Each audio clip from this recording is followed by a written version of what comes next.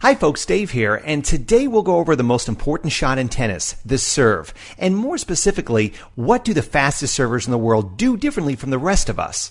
I'll be analyzing Aleksey Vayner's serve not only to explain how it is that he serves as fast as he does, but also to make a point that you do not need to be a top player in the world or even play on the tour to crack 130 and 140 mile an hour serves that you see here.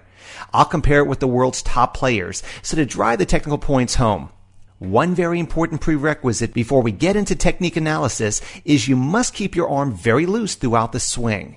Not only is the chance of injury magnified if you tighten up, but the tighter your arm is, the less racket head speed you'll be able to generate, and the slower your serve will be. Now let's take a look at this serve. As I replay in slow motion, the first thing to notice, and the only thing I do not recommend you try to mimic, is how the tossing arm is raised along the baseline. The arm twists slightly to toss the ball into the court, but raising it along the baseline ensures a full and instant shoulder turn. This is not some anomaly. It's just something not taught at your recreational club. But you can see how Andy Roddick, a popular example of a huge serve, does the same thing. Then, here is Marat Safin. Here is Andy Murray's toss. And here is Roger Federer's. We can do this all day, so let's continue. The second key to a big serve is the load. The load is characterized by the deep knee bend with weight balanced on 2 feet, and the racket head pointing up. Here are again examples of Andy Roddick, Isner, Roger Federer, Aleksey Vayner. All have a deep knee bend, which they utilize to explode up and forward into the court. The next element may be the most important one when it comes to the pace of the serve. Watch as Aleksey begins to explode up and forward into the court. His racket drops completely behind him, pointing down, and acceleration begins with the butt cap driving up at the ball. Here is the same thing done by Berdych, Novak, Roger Federer, and here is one of the world's fastest servers, Andy Roddick.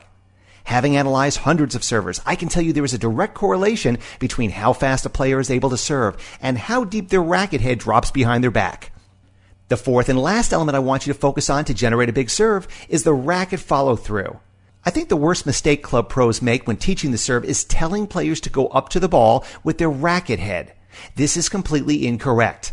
If you want to generate real power, you have to rotate your shoulders very quickly directly into the court and almost throw the racket directly at your opponent. The load we discussed earlier will help you rotate your shoulders quickly and land inside the court.